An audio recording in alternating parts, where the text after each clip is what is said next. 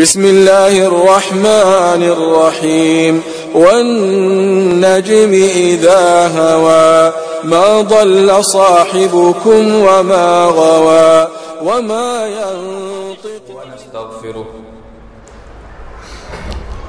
ونعوذ بالله من شرور أنفسنا ومن سيئات أعمالنا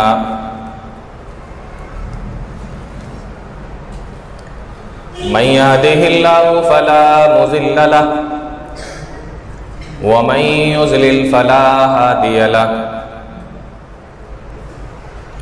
وأشهد أن لا إله إلا الله وحده لا شريك له وأشهد أن محمدًا عبده ورسوله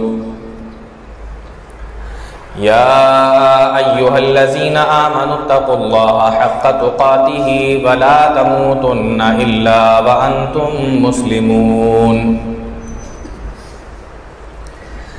يا أيها الناس اتقوا ربكم الذي خلقكم من نفس واحدة وخلق منها زوجها وبث منهما رجالا كثيرا ونساء واتقوا الله الذي تساءلون به والأرحام إن الله كان عليكم رقيبا يا أيها الذين آمنوا اتقوا الله وقولوا قولا سديدا يصلح لكم أعمالكم ويغفر لكم ذنوبكم ومن يطع الله ورسوله فقد فاز فوزا عظيما أما بعد فإن خير الحديث كتاب الله وخير الهدي هدي محمد صلى الله عليه وسلم وشر الأمور محدثاتها وكل محدثة بدعة وكل بدعة ضلالة وكل ضلالة في النار. أعوذ بالله السميع العليم من الشيطان الرجيم. بسم الله الرحمن الرحيم. يا أيها الذين آمنوا لا تقدموا بين يدي الله ورسوله واتقوا الله إن الله سميع عليم.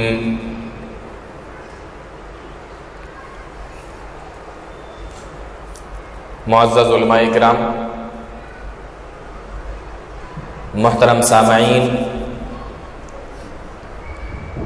نوجوان ساتھیوں، پیارے بچوں اور پردہ نشین خواتین،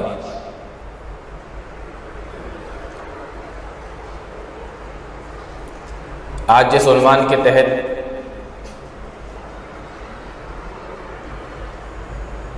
آپ لوگوں سے جو بات کرنی ہے وہ آپ کو اشتہار کے ذریعے سے معلوم ہو گیا اور باقاعدہ اس کا اعلان بھی کیا گیا.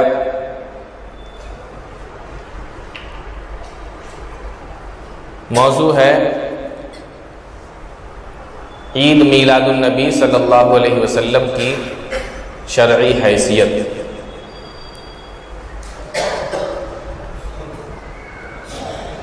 آج کی اس تقریر میں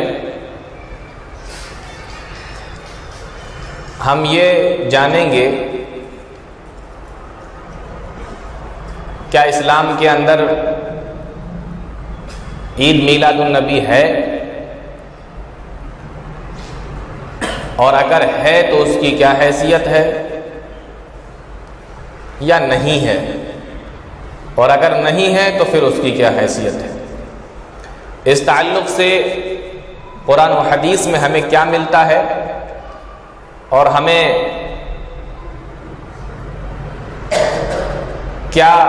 کون سی عید ملی ہے، کون سی عید منانا ہے، یہ تمام چیزیں انشاءاللہ آج کی اس عنوان کے تحت آپ لوگوں کے سامنے آئیں گی.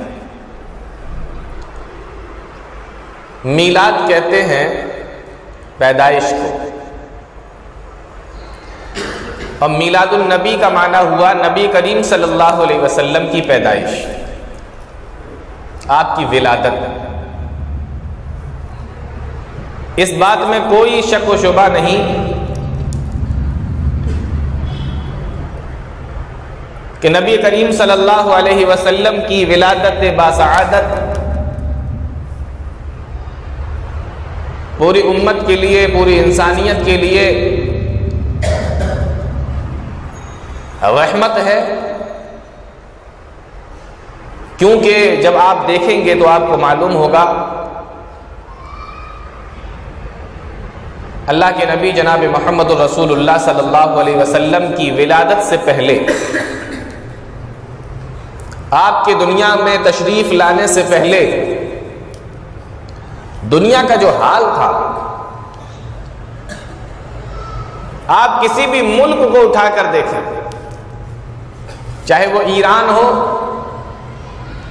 روم ہو، مصر ہو، چین ہو، جزیرہ عرب ہو، جو ملک اپنے آپ کو بڑے طاقتور سمجھا کرتے تھے اور جن کو اپنے اوپر بڑا گھمنڈ اور بڑا گمان تھا، آپ جب پوری دنیا کے حالات کو دیکھیں گے تو آپ کو معلوم ہوگا کہ دین کا جہاں تک معاملہ تھا، نبی کریم صلی اللہ علیہ وسلم سے پہلے دین کا جہاں تک معاملہ تھا، دین کو علماء یہود اور نصارہ نے بگاڑ کر رکھ دیا تھا۔ دین کی وہ شکل نہیں بچی تھی جو حضرت موسیٰ علیہ السلام لے کر آئے تھے، دین اس شکل میں نہیں تھا جس شکل میں حضرت عیسیٰ علیہ السلام لے کر آئے تھے۔ دین کو علماء یہود اور نصارہ نے بگاڑ کر رکھ دیا تھا، اور دنیا شرک کی اور تسلیس کی، شرک اور تسلیس کے اندھیروں میں دنیا بھٹک رہی تھی۔ آبادی کے حساب سے نئے نئے خداؤں کا وجود دنیا میں ہو رہا تھا، جیسے جیسے آبادی بڑھتی تھی ویسے ہی ویسے نئے نئے خدا بن جاتے تھے، اور ہر قبیلے کو اپنے اپنے خداؤں پہ بڑا ناز تھا۔ میرے قبیلے کا بت بڑا ہے، میرے قبیلے کا بت بڑا شاندار ہے، میرے قبیلے کا بت بڑا اچھا ہے۔ ہر قبیلے کو اپنے اپنے خداؤں پہ بہت ناز تھا، اور حالت یہ ہو گئی تھی دنیا کی کہ لوگ عزو تناسل کی بھی پوجا کرنے لگے تھے، شرمگاہ کی پوجا ہو رہی تھی، اور اللہ کا وہ پہلا گھر جس کو اللہ کی عبادت کے لیے بنایا گیا، وہاں طواف بھی اگر ہوتا تھا تو ننگے ہو کر مرد و عورت طواف کرتے تھے۔ یہ کب کی حالت ہے؟ جناب محمد الرسول اللہ صلی اللہ علیہ وسلم کے اس دنیا میں آنے سے پہلے کی حالت۔ بات سمجھ میں آ رہی ہے؟ یہ حالت تھی دنیا کی۔ اور عرب کو لوگ جلی ہوئی زمین کے نام سے جانتے تھے۔ صحراؤں میں انسان نما جانور رہا کرتے تھے، بات کا بتنگڑ بنانے میں دیر نہیں لگتی تھی، قبیلہ وار جنگیں ہوا کرتی تھی جو 40 سال تک چلتی رہتی تھی۔ ڈاکہ زنی، چوری، جوا، شراب، سود، زنا، کون سی ایسی برائی تھی جو ان کے اندر پائی نہیں جاتی تھی؟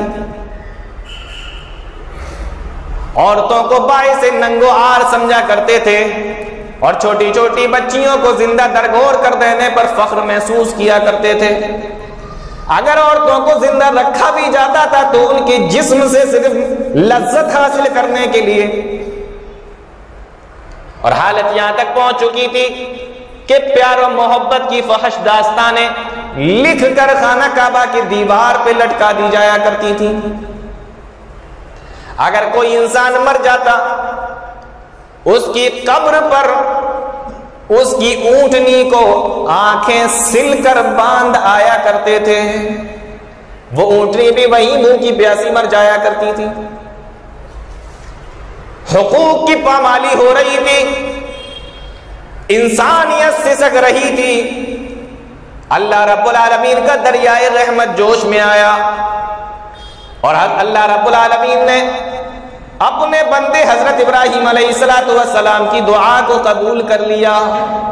جو دعا انہوں نے خانہ کعبہ کو بناتے وقت اللہ رب العالمین سے مانگی تھی، اور وہ دعا کی تھی ربنا وابعث فیہم رسولا منہم یتلو علیہم آیاتک ویعلمہم الکتاب والحکمت ویزکیہم انک انت العزیز الحکیم.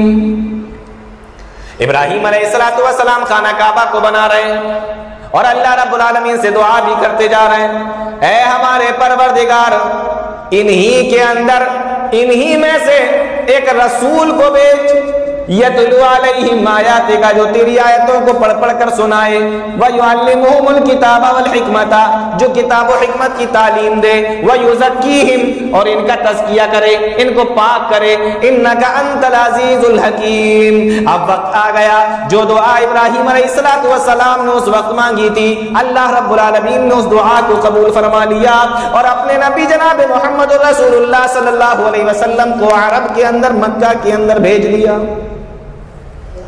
آپ اندازہ کریں کہ جب حالات اتنے خراب ہو چکے ہوں کہ عبادت کے نام پر عزو تناسل اور شرمگاہ کی پوجا اور عبادت کی جانے لگی ہو، اللہ رب العالمین نے اپنے نبی جناب محمد رسول اللہ صلی اللہ علیہ وسلم کو بھیجا. ارشاد فرمایا لقد من اللہ علی المؤمنین اذ بعث فیہم رسولا من انفسہم.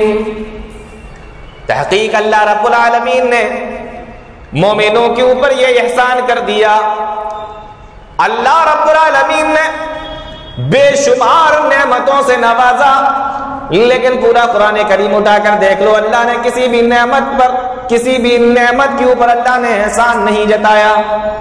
لیکن جب آخری نبی جناب محمد رسول اللہ صلی اللہ علیہ وسلم کو اس دنیا کے اندر بھیجا تو آپ کی بعثت کو اللہ رب العالمین نے احسان کے طور پہ بیان فرمایا اور کہہ دیا لقد من اللہ علی المؤمنین اذ بعث فیہم رسولا من انفسہم. اور لوگوں اللہ رب العالمین نے تمہارے اوپر یہ احسان کر دیا، مومنوں پر یہ احسان کر دیا اذ بعث فیہم رسولا من انفسہم کہ ہم نے انہی میں سے انہی کے اندر ایک رسول کو بھیجا.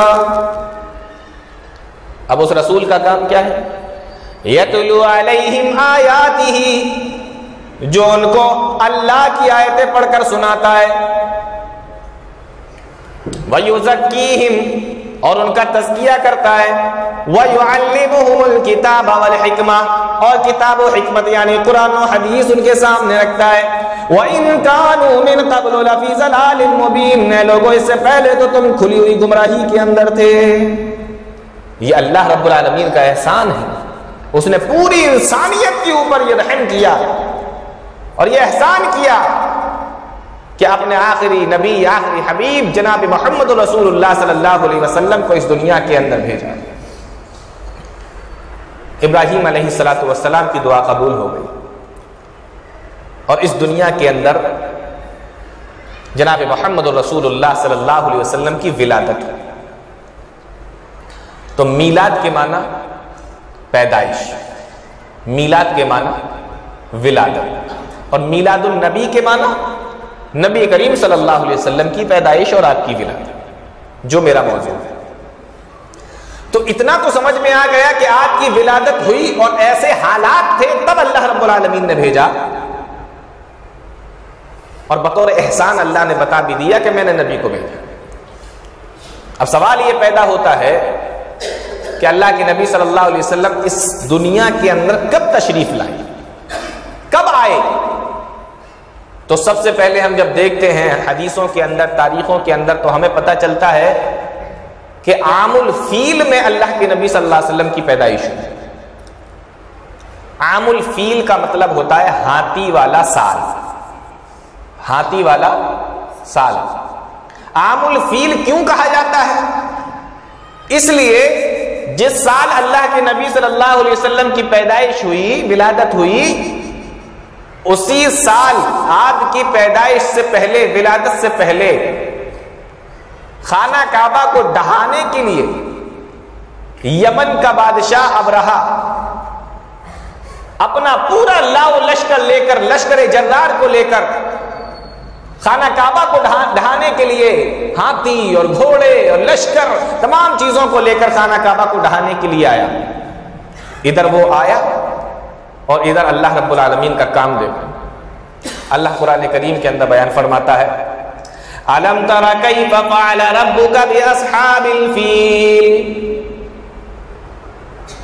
ابرہا لشکر جرار لے کر آیا، فوجی اس کے ساتھ میں، اسلحہ اس کے ساتھ میں، گھوڑے اس کے ساتھ میں، ہاتھی بھی اس کے ساتھ میں، خانہ کعبہ کو ڈھانے کے لیے آیا. اللہ رب العالمین اپنے گھر کو بچانا جانتا ہے، اللہ رب العالمین کو کیا کرنا ہے اللہ رب العالمین اچھے طریقے سے جانتا ہے.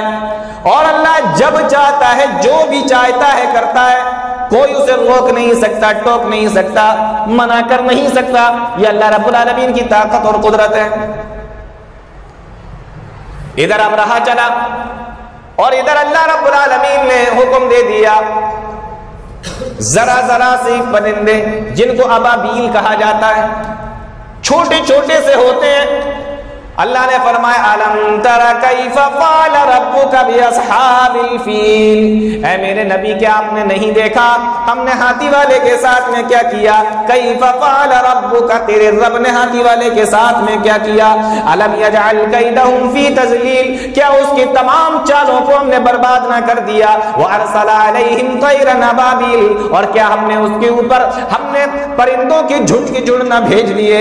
تَرْمِيهِمْ بِحِجَارَةٍ مِّن سِجِّيلٍ، جو آسمان سے ان کے اوپر پتھر گرا رہے تھے. اور پتھر بھی کیسے؟ چھوٹے چھوٹے سے کنکڑ گرا رہے تھے، مٹی کے کنکر، پتھر، سب پانی کے کنکر، سب ملے ہوئے چھوٹے چھوٹے سے کنکر اس کے اوپر گرا رہے ہیں. اللہ رب العالمین، دیکھیے یہاں سے ہمیں دو باتیں معلوم ہوئی. اگر اللہ رب العالمین کام لینا چاہے تو حقیر سی مخلوق سے بھی اپنا کام لے لیتا ہے. اگر اللہ رب العالمین کام لینے پر آ جائے تو حقیر سی مخلوق سے بھی اللہ رب العالمین کام لے لیتا ہے، کوئی اس کو روک نہیں سکتا. یہاں ذرا ذرا سے پرندے ہیں ابابیل، ذرا ذرا سی چڑیاں، ارے ان کے چونچ میں کتنا بڑا کنکڑ آئے گا، ان کے پنجوں میں کتنا بڑا کنکڑ آئے گا. لیکن جب یہ گر رہے تھے، جب جس کے اوپر یہ گر رہے تھے، اللہ فرماتا ہے فَجَعَلَهُمْ كَعَصْفٍ مَّأْكُولٍ، بھوسے کی طرح ہو جا رہا تھا. اللہ جس سے چاہے کام لے لے. حقیر سی مخلوق سے کام لے لیا اللہ رب العالمین نے، اور اتنی سی حقیر سی مخلوق نے اس پورے لشکر جرار کو تہو بالا کر کے رکھ دیا. اللہ جب کام لینے پر آ جائے تو چھوٹی چھوٹی چیزوں سے بھی کام لے لیتا ہے. ایک ذرا سا مچھر ہے اور وقت کا ظالم و جابر حکمراں بادشاہ ہے جو اپنے آپ کو رب ہونے کا دعویٰ کرتا ہے، نمرود اس کا نام ہے. ایک چھوٹے سے مچھر نے اس کا کام تمام کر دیا اور اس کے پورے فخر و غرور کو اور گھمنڈ کو چور چور کر کے رکھ دیا. اللہ جب کام لینے پر آئے تو کسی سے بھی کام لے سکتا ہے.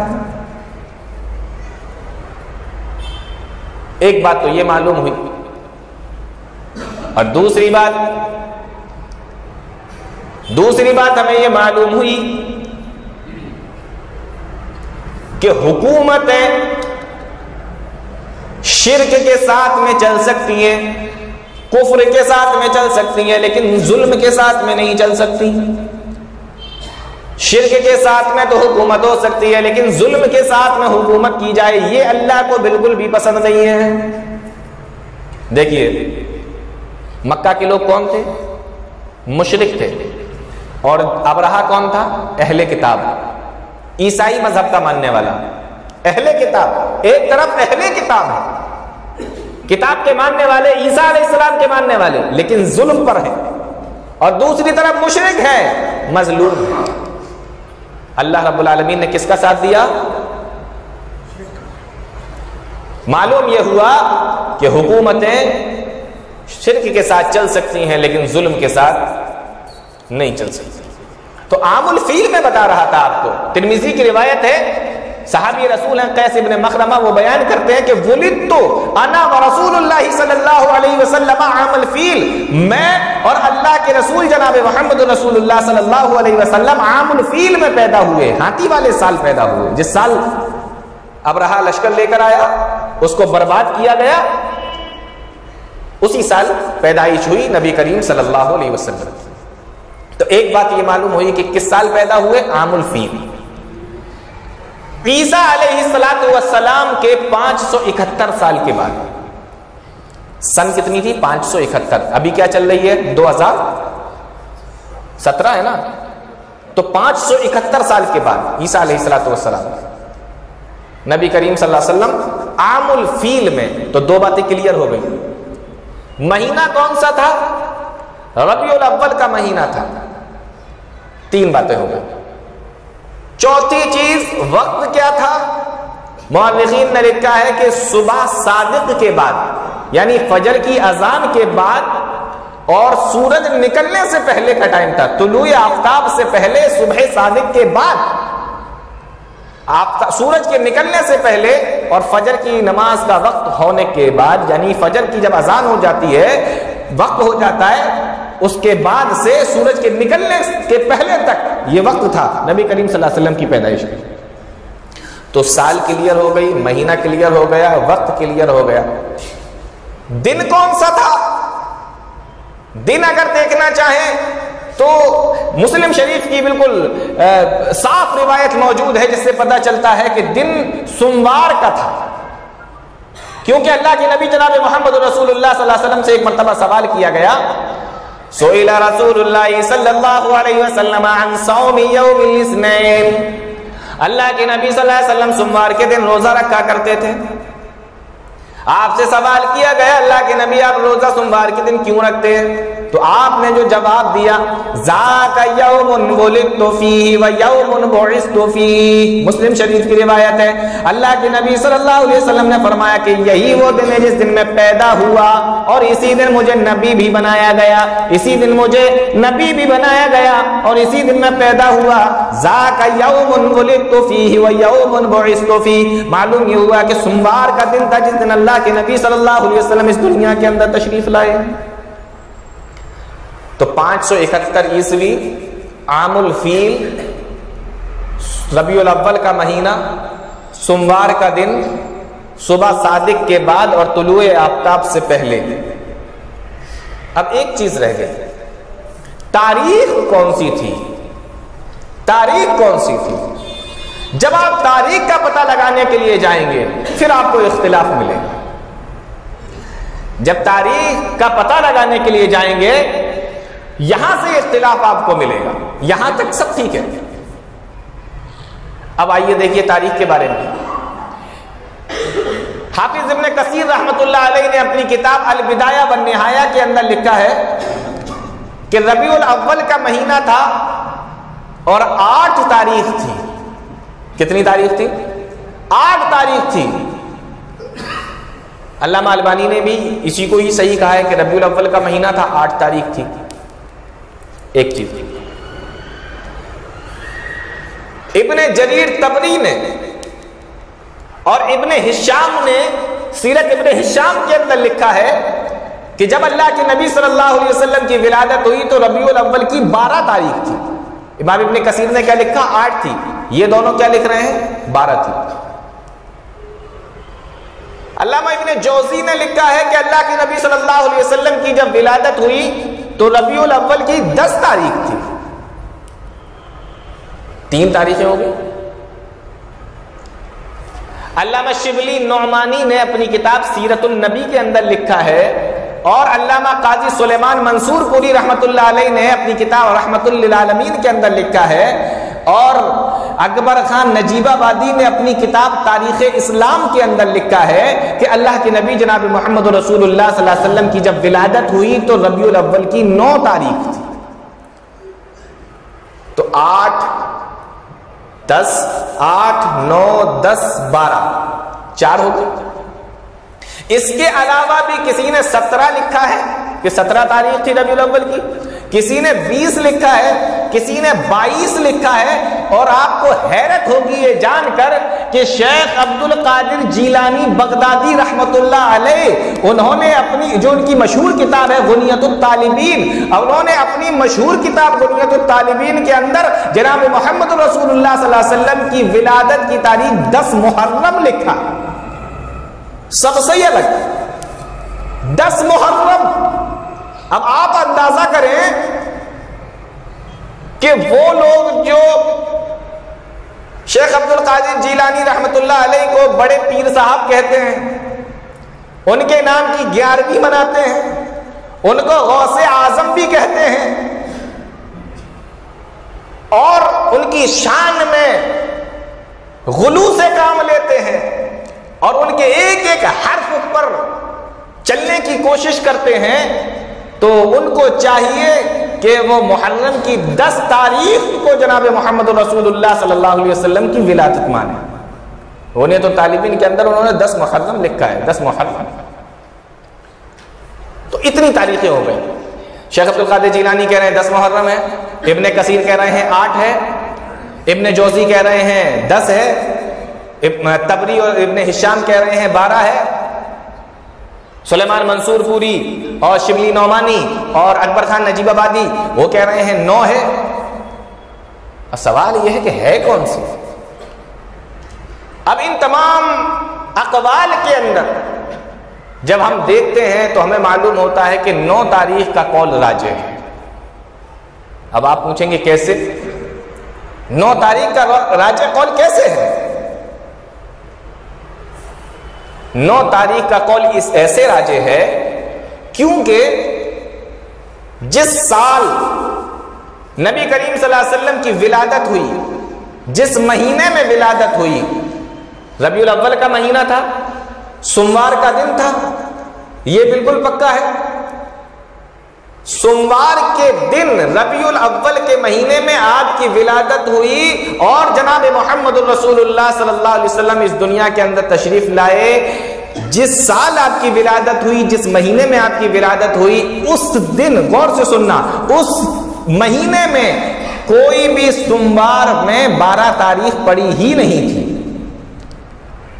12 تاریخ کو کوئی سوموار آیا ہی نہیں تھا۔ 12 تاریخ کو کوئی سوموار آیا ہی نہیں تھا اس مہینے کے اندر۔ 9 کو آیا، 12 کو نہیں آیا۔ تو جب سوموار پکا دن ہے، اللہ کے نبی صلی اللہ علیہ وسلم نے فرمایا، مسلم شریف کی روایت ہے، سوموار کو ہوئی اور سوموار والے دن 12 تاریخ آئی ہی نہیں، تو پھر 12 ربیع الاول کو پیدائش کیسے ہو سکتی ہے؟ اس لیے راجح قول یہ ہے کہ اللہ کے نبی جناب محمد رسول اللہ صلی اللہ علیہ وسلم اس دنیا کے اندر تشریف لائے تو ربیع الاول کی 9 تاریخ تھی۔ اب میں یہاں تک پہنچا ہوں کہ میلاد النبی، نبی کریم صلی اللہ علیہ وسلم کی پیدائش۔ اب اس میں ایک لفظ اور بڑھا لیجیے، اب اس کے آگے لفظ عید بڑھا لیجیے، عید میلاد النبی۔ اب یہ بن جاتا ہے کہ نبی کریم صلی اللہ علیہ وسلم کی ولادت کی خوشی، نبی کریم صلی اللہ علیہ وسلم کی ولادت کا جشن، عید منانا، خوشی منانا۔ تو عید میلاد النبی کا معنی ہوا نبی کریم صلی اللہ علیہ وسلم کی ولادت کا جشن۔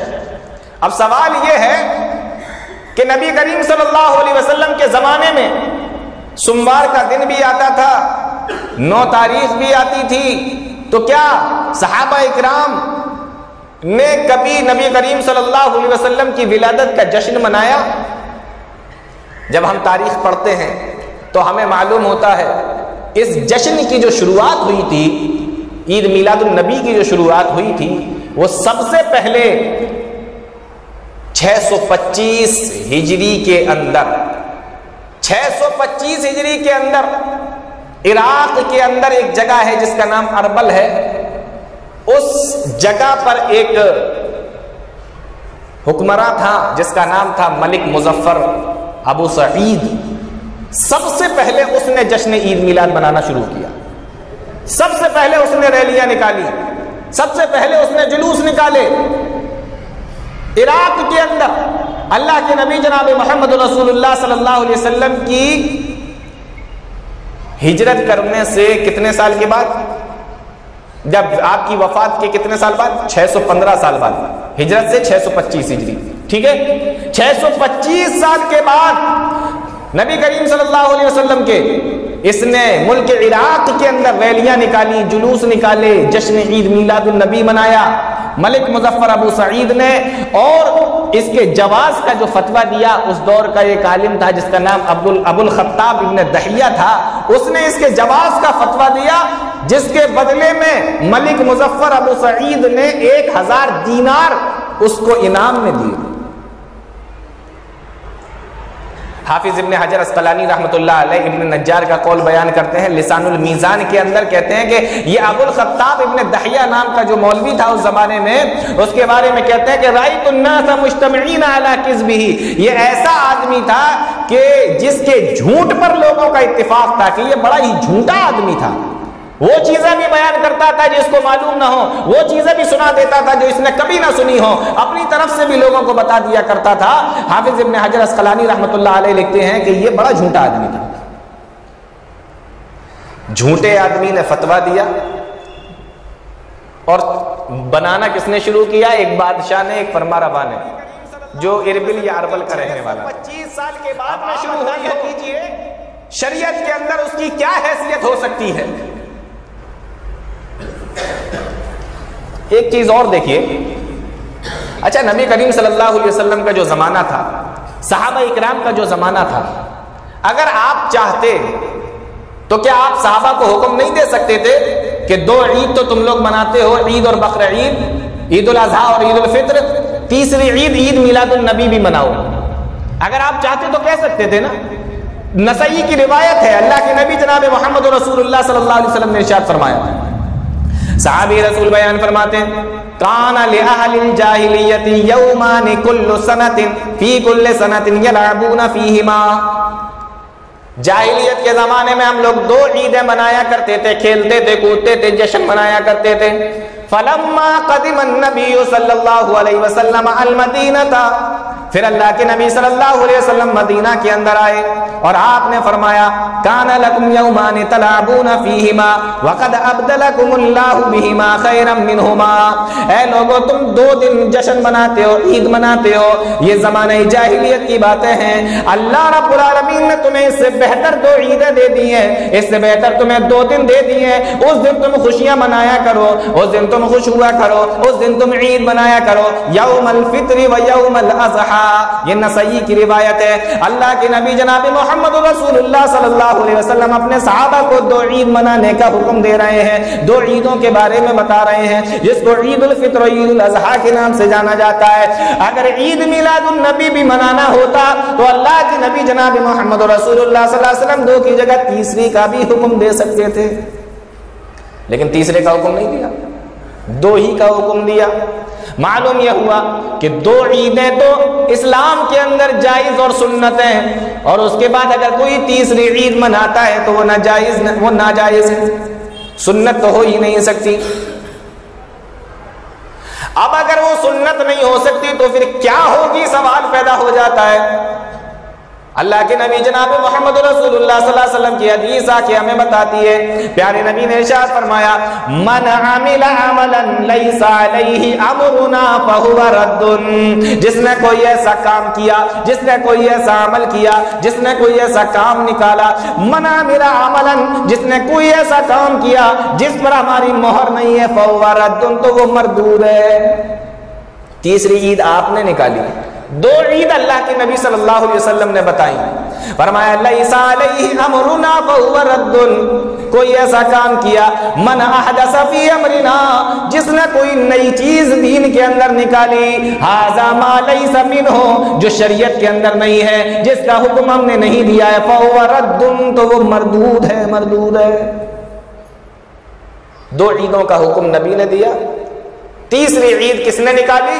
625 ہجری کے اندر عراق کے اندر، اور پیارے نبی نے کیا فرمایا کہ جس کا حکم میں نے نہیں لیا تو وہ مردود ہے۔ اب مجھے آپ ذرا یہ بتائیے کہ اللہ رب العالمین کو کون سا عمل پسند ہے؟ اللہ رب العالمین کون سے عمل کو قبول کرتا ہے؟ وہ عمل جو اللہ نے بتایا، محمد الرسول اللہ صلی اللہ علیہ وسلم نے بتایا، یا اس عمل کو جو ہمیں اچھا لگے؟ جو ہمیں اچھا لگے اللہ اسے قبول کرے گا، یا جس کا حکم اللہ نے دیا کر کے جناب محمد رسول اللہ صلی اللہ علیہ وسلم نے دکھایا وہ اللہ رب العالمین قبول کرے گا؟ اب آپ سب کا جواب یہ ہوگا کہ نہیں، جو اللہ نے حکم دیا وہ۔ ظاہر سی بات ہے کہ دو عیدوں کا حکم تو ہمیں قرآن و حدیث کے ذریعے سے مل گیا، نبی کے ذریعے سے مل گیا، لیکن تیسری عید کا حکم ہمیں قرآن و حدیث میں کہیں پہ نہیں ملتا ہے۔ بہت سارے لوگ یہ سمجھتے ہیں کہ دین کے اندر نئی چیزوں کو اگر نکالا جائے اور اچھی چیزوں کو نکالا جائے تو لوگ یہ سمجھتے ہیں کہ اس کو کر سکتے ہیں، اس کو کیا جا سکتا ہے، جبکہ انہیں معلوم ہونا چاہیے کہ اسلام مکمل ہو چکا ہے، دین مکمل ہو چکا ہے۔ قرآن کریم کی آیت کریمہ پڑھیے، الیوم اکملت لکم دینکم واتممت علیکم نعمتی ورضیت لکم الاسلام دینا۔ میں نے آج کے دن تمہارے دین کو تمہارے لیے مکمل کر دیا اور میں نے اپنی نعمتوں کا اتمام کر دیا، وَرَضِيتُ لَكُمُ الْإِسْلَامَ دِينًا، اور میں تمہارے لیے دین اسلام سے راضی ہو گیا۔ غور کرنے کی بات ہے، مکمل کس کو کہا جاتا ہے؟ ایک گلاس کے اندر پانی رکھا ہوا ہو اور پورا بھرا ہوا ہو لبالب، اس میں ایک بھی بوند ڈالنے کی گنجائش نہ ہو، اس کو کیا کہتے ہیں؟ اس کو مکمل کہتے ہیں۔ لیکن اگر وہ گلاس تھوڑا سا خالی ہو تو اس کو مکمل کہہ سکتے ہیں؟ نہیں کہہ سکتے۔ اللہ فرما رہا ہے اسلام مکمل ہو گیا، اسلام کامل ہے، مکمل ہے، اسلام پورا ہو چکا ہے۔ اور ایک بڑی عجیب بات آپ کو بتاؤں، دیکھیے آیت کے حصے میں کیا کہا؟ الیوم اکملت لکم دینکم، میں نے تمہارے لیے تمہارے دین کو مکمل کر دیا، اور آخر ٹکڑے میں کیا کہا؟ وَرَضِيتُ لَكُمُ الْإِسْلَامَ دِينًا، اور میں تمہارے لیے دین اسلام سے راضی ہو گیا۔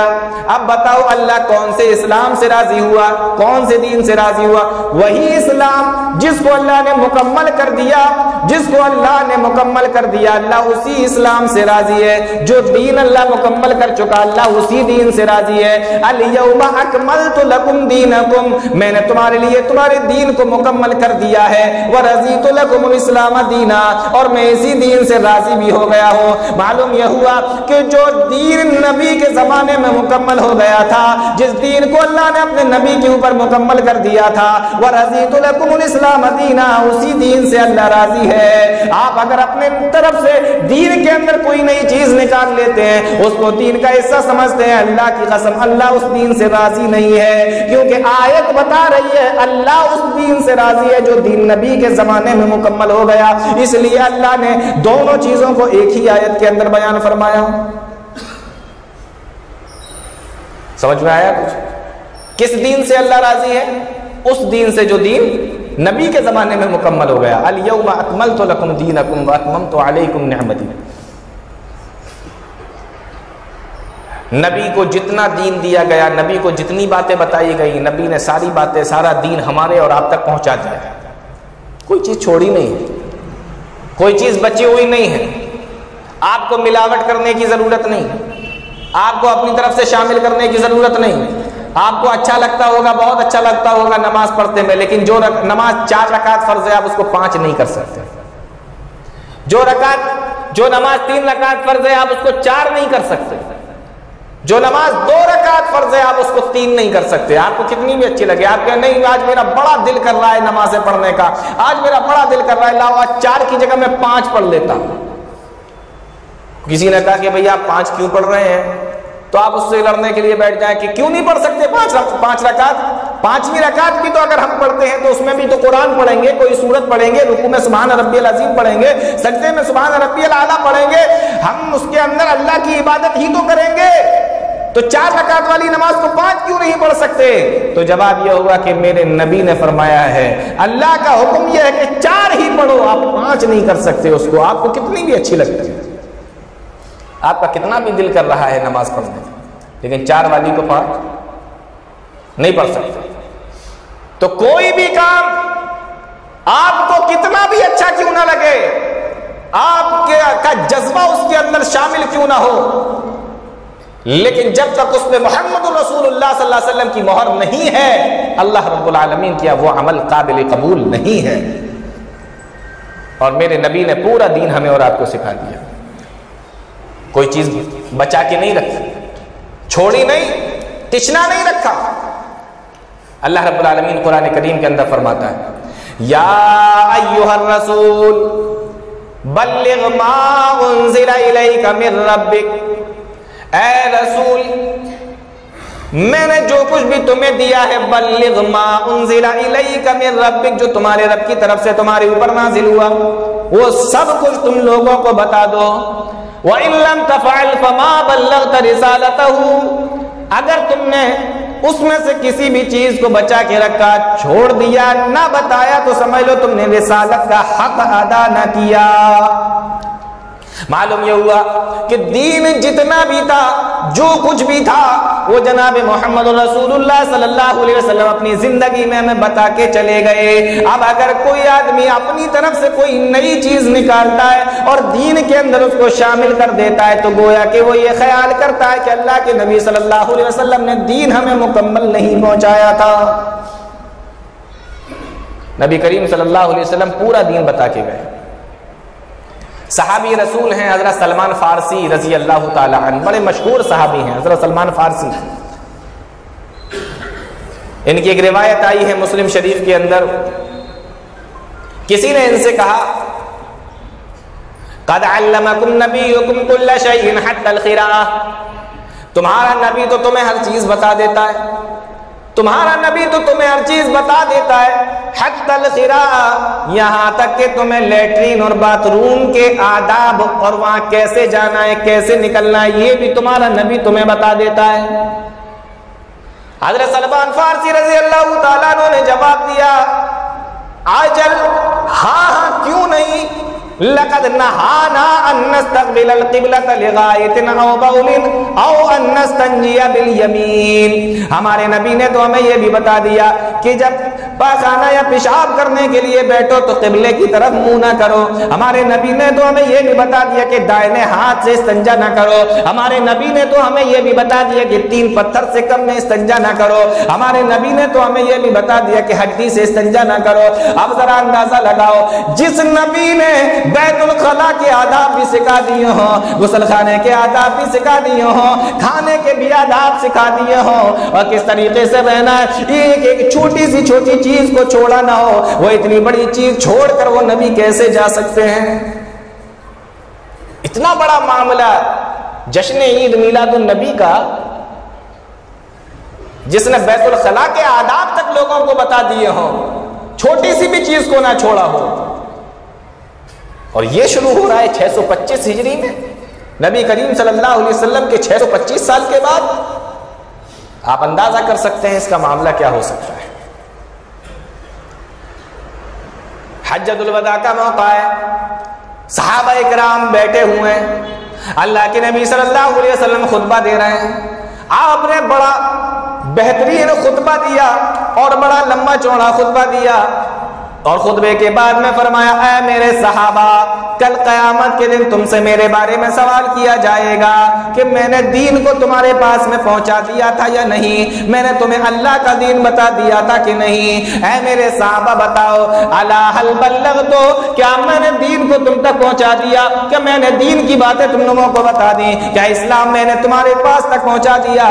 تو صحابہ اکرام نے جواب دیا نعم قد بلغت وادیت ونصحت، ہاں ہم گواہی دیتے ہیں، ہم بیان کرتے ہیں، آپ نے دین کو ہمارے پاس پہنچا دیا، آپ نے دین کی باتیں ہم تک پہنچا دی، آپ نے اسلام ہمارے پاس میں پہنچا دیا ہے۔ اللہ کے نبی جناب محمد رسول اللہ صلی اللہ علیہ وسلم نے جب یہ باتیں سنی، آسمان کی طرف انگلی اٹھائی اور فرمایا اللہم اشہد اللہم اشہد اللہم اشہد، اے اللہ تو گواہ رہنا، اے اللہ تو گواہ رہنا، اے اللہ تو گواہ رہنا۔ معلوم یہ ہوا کہ دین جناب محمد رسول اللہ صلی اللہ علیہ وسلم کے زمانے میں مکمل ہو گیا۔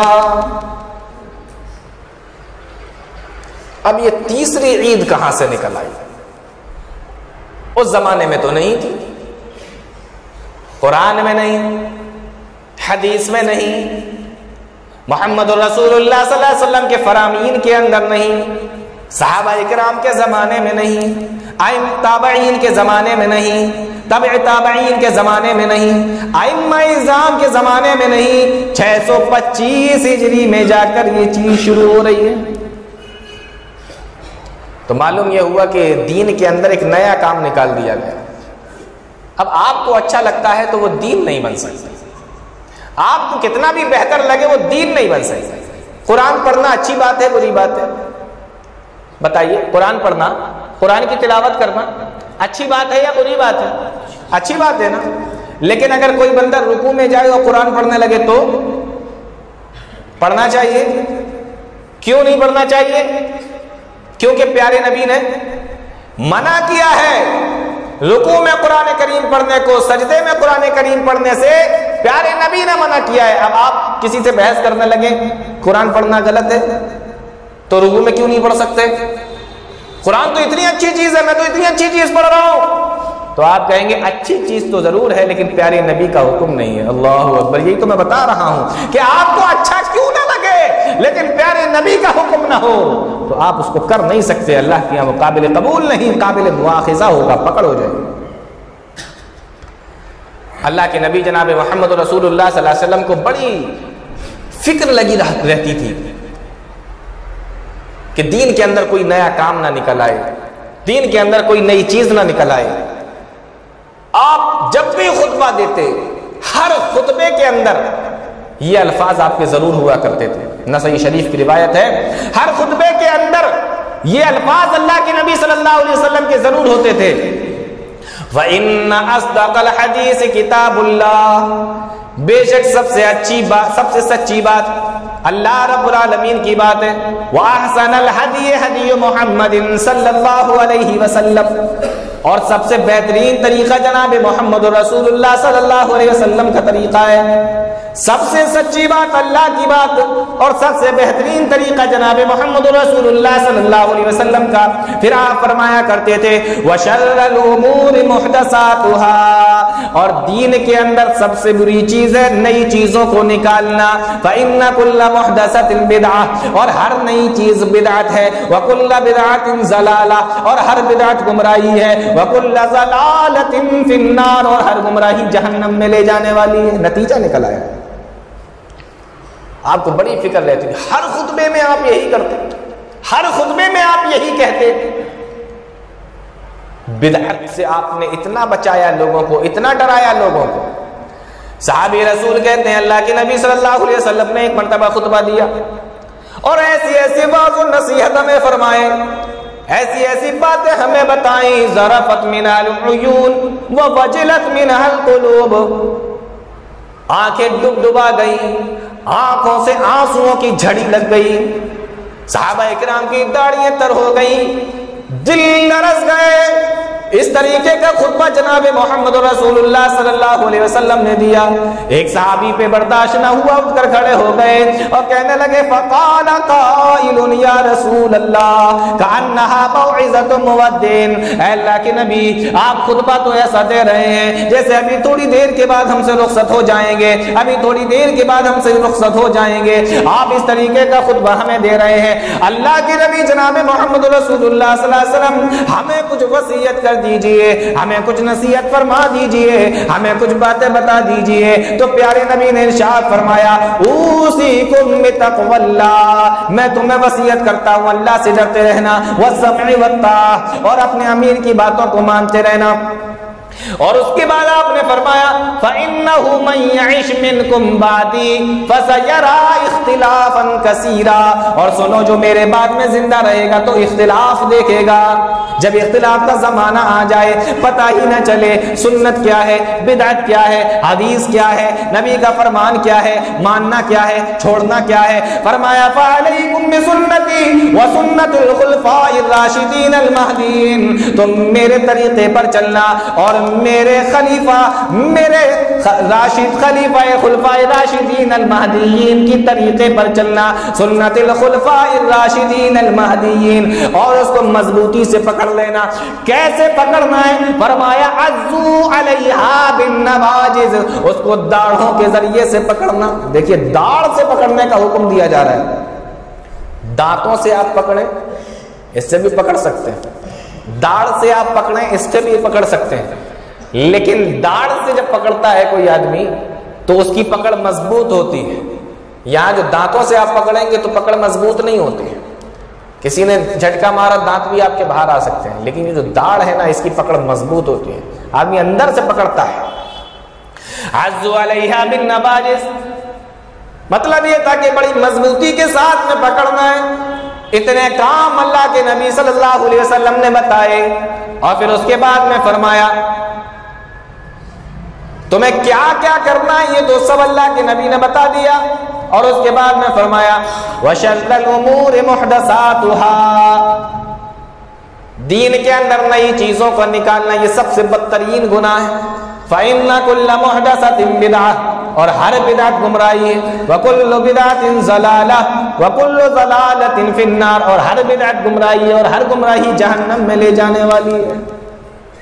دیکھیے اللہ کے نبی صلی اللہ علیہ وسلم ہر خطبے میں یہی بیان کرتے تھے، اور ایک مرتبہ جب آپ نے خطبہ دیا، ایسا خطبہ کہ صحابہ کرام کے روتے روتے برے حال ہو گئے اور دل لرز گئے، یہاں تک کہ ایسا لگنے لگا کہ آپ ابھی ہم سے رخصت ہونے والے ہیں۔ تو جب آدمی رخصت ہوتا ہے تو سب سے زیادہ کام کی بات جو ہوتی ہے وہ بتا کر جاتا ہے کہ پتہ نہیں آگے موقع ملے گا کہ نہیں۔ تو ایسے موقع پر جب صحابہ نے پوچھا اللہ کے نبی کوئی نصیحت کر دیجئے، کوئی وصیت کر دیجئے، تب بھی میرے نبی جناب محمد رسول اللہ صلی اللہ علیہ وسلم یہی فرمایا کہ دین کے اندر نئی چیزیں نکالنے سے بچنا، دین کے اندر بدعت سے بچنا، دین کے اندر بدعتیں نہ نکالنا، کیونکہ بدعت جہنم میں لے جانے والی۔ معلوم یہ ہوا کہ ہمیں کوئی کام کتنا ہی اچھا کیوں نہ لگے، لیکن جب تک اس پہ جناب محمد رسول اللہ صلی اللہ علیہ وسلم کی مہر نہ ہو، وہ بدعت ہے، ناجائز ہے، حرام ہے، اس کو نہیں کیا جا سکتا۔ جب اس طریقے کی باتیں آتی ہیں سامنے کہ یہ 625 ہجری میں شروع ہوا، صحابہ نے نہیں کیا، نبی نے نہیں کیا، تابعین نے نہیں کیا، چاروں امام جن کو کہا جاتا ہے کہ چاروں امام چاروں برحق، یہ کہتے ہیں نا چاروں امام چاروں برحق، ان چاروں نے بھی نہیں کیا۔ حالانکہ چاروں برحق کیسے ہو سکتے ہیں یہ ایک الگ مسئلہ ہے، لیکن ان چاروں نے بھی نہیں کیا۔ آپ کس کے ماننے والے ہیں؟ امام مالک کے ماننے والے؟ امام مالک نے تو نہیں کیا۔ آپ کس کے ماننے والے؟ امام شافعی کے ماننے والے؟ امام شافعی نے بھی نہیں کیا۔ امام حنیفہ کے ماننے والے؟ انہوں نے بھی نہیں کیا۔ کس کے ماننے والے ہیں آپ؟ انہوں نے نہیں۔ 625 میں شروع ہو رہا ہے یہ جشن عید میلاد۔ جب اس طریقے کی باتیں آتی ہیں، کہتے ہیں کہ یہ بدعت ہے، تو اب ہمارے بھائی لوگ کیا کہتے ہیں؟ کہتے ہیں کہ بچنے کے لیے کہتے ہیں دیکھیے بدعت تو ہے، بدعت تو ہے، لیکن بدعت حسنہ ہے۔ کیا ہے؟ بدعت حسنہ۔ بدعت کی فٹک سے دو قسمیں کر دیتے ہیں کہ ایک بدعت ہوتی ہے بدعت سیئہ، بری بدعت، اور ایک بدعت ہوتی ہے بدعت حسنہ، اچھی بدعت۔ تو کہتے ہیں کہ یہ بدعت حسنہ ہے، اچھی بدعت ہے۔ تو میں یہ کہتا ہوں کہ یہ بدعت حسنہ نہیں، یہ بدعت فسنہ ہے۔ اللہ کے نبی صلی اللہ علیہ وسلم کہہ رہے ہیں کہ کل بدعت ضلالہ، ہر بدعت گمراہی ہے، ہر بدعت گمراہی ہے۔ آپ کہہ رہے ہیں کہ یہ اچھی بدعت ہے، بدعت حسنہ۔ اچھا کیسے پتا آپ کو یہ بدعت حسنہ ہے؟ کہنے لگے دیکھیے حضرت عمر فاروق رضی اللہ تعالیٰ عنہ نے نماز تراویح کو شروع کیا تھا کہ نہیں کیا تھا؟ جماعت کے ساتھ میں حضرت عمر فاروق رضی اللہ تعالیٰ عنہ نے تراویح کی نماز کو شروع کیا تھا، اور اس کے بعد میں آپ نے فرمایا تھا نعمت البدعۃ ھذہ، کہ یہ اچھی بدعت ہے۔ تو پتہ یہ چلا کہ اچھی بدعت بھی ہوتی ہے، تو یہ بدعت حسنہ اچھی بدعت ہے۔ حالانکہ اگر دیکھا جائے تو جو تراویح کی نماز کو حضرت عمر فاروق رضی اللہ تعالیٰ عنہ نے شروع کیا تھا، حضرت عمر نے اس کو ایجاد نہیں کیا تھا، وہ جناب محمد رسول اللہ صلی اللہ علیہ وسلم کے زمانے میں حدیثوں کے اندر آتا ہے 3 دن خود اللہ کے نبی صلی اللہ علیہ وسلم نے 3 دن حضرت اللہ کے نبی نے صحابہ کرام کو پڑھائی تھی جماعت کے ساتھ، اور چوتھے دن بھی صحابہ کرام جمع ہو گئے تھے۔ اللہ کے نبی صلی اللہ علیہ وسلم نے فرمایا خشیت ان تفرض علیکم، میں اس لیے نہیں نکلا تمہیں نماز پڑھانے کے لیے کہ مجھے ڈر پیدا ہوا کہیں یہ نماز تمہارے اوپر فرض نہ ہو جائے، اس فرض کے ڈر کی وجہ سے میں نے تمہیں نماز نہیں پڑھائی۔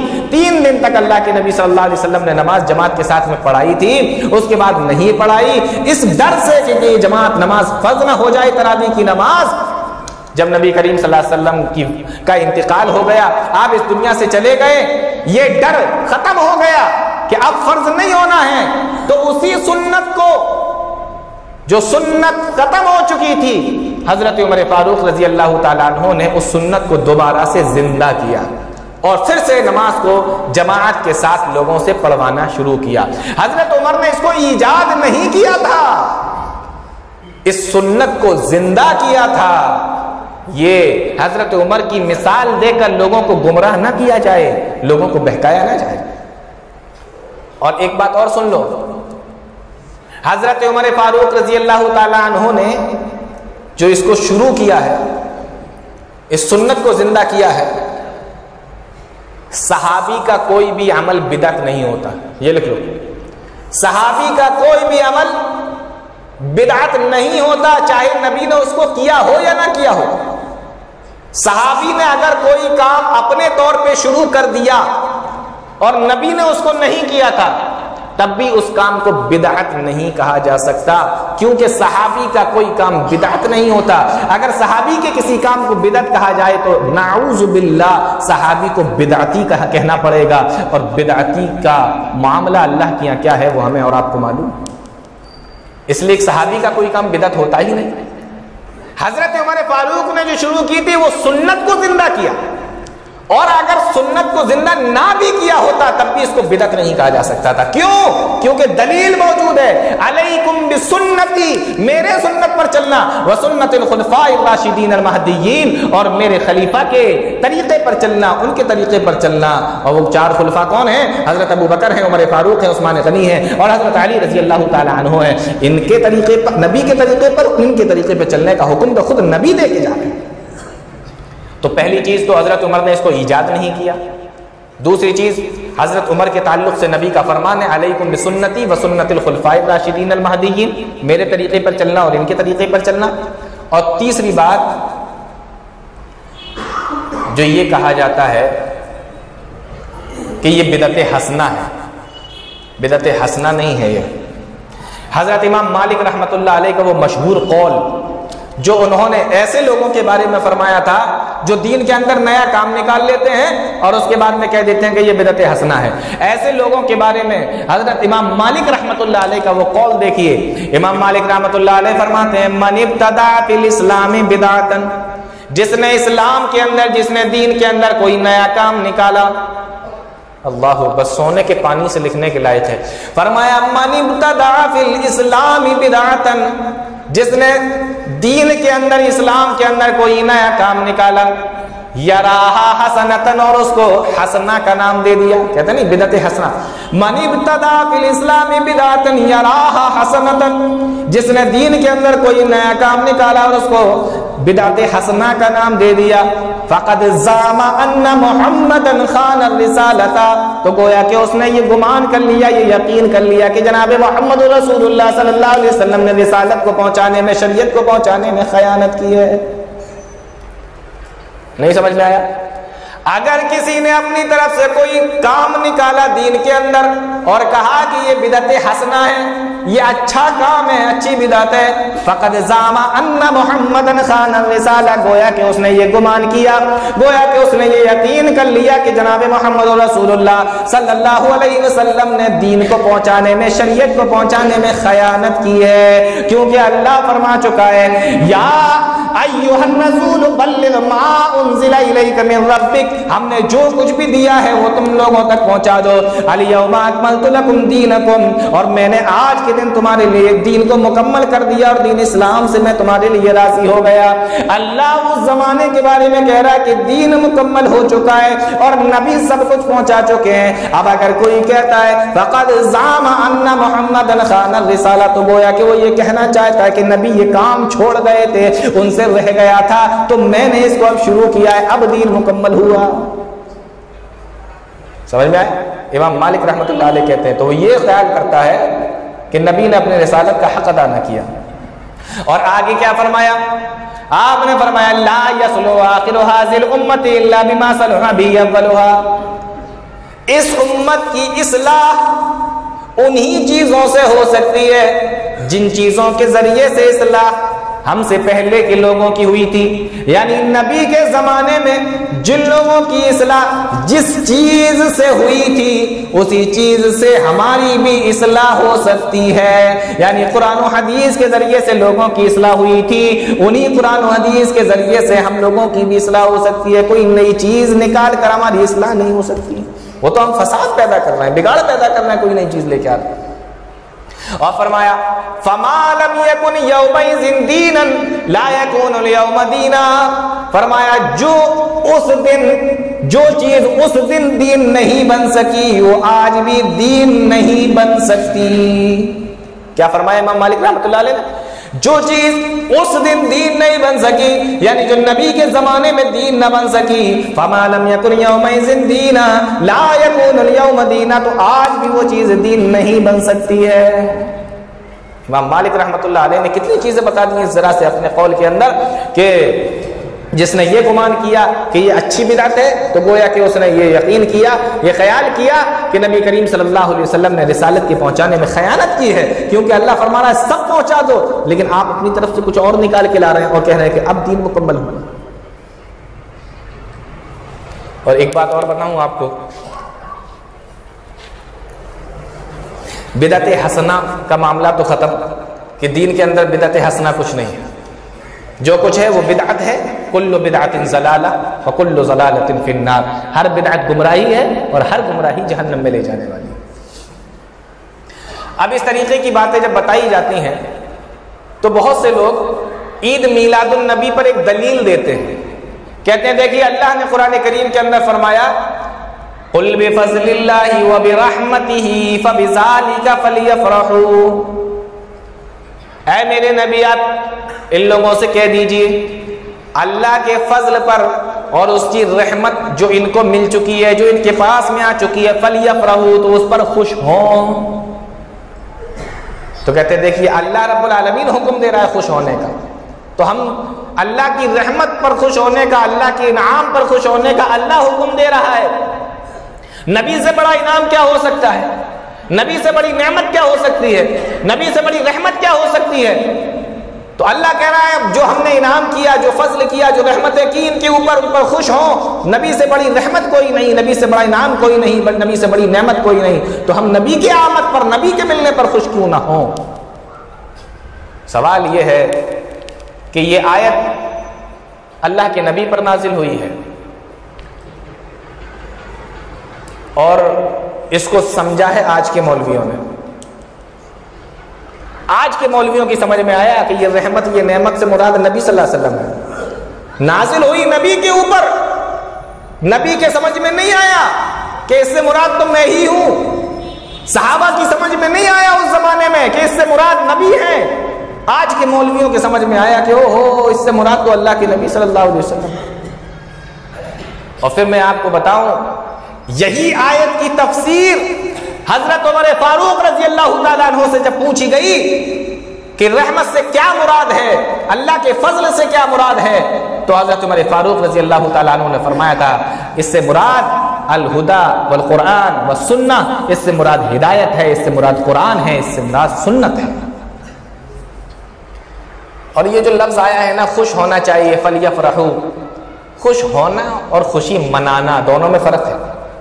قرآن یہ نہیں کہہ رہا ہے فلیفرحوا خوشی مناؤ، فرح یفرحوا کے معنی خوش ہونا، خوشی منانا نہیں۔ خوشی منانا ایک الگ چیز ہے، خوش ہونا ایک الگ چیز ہے۔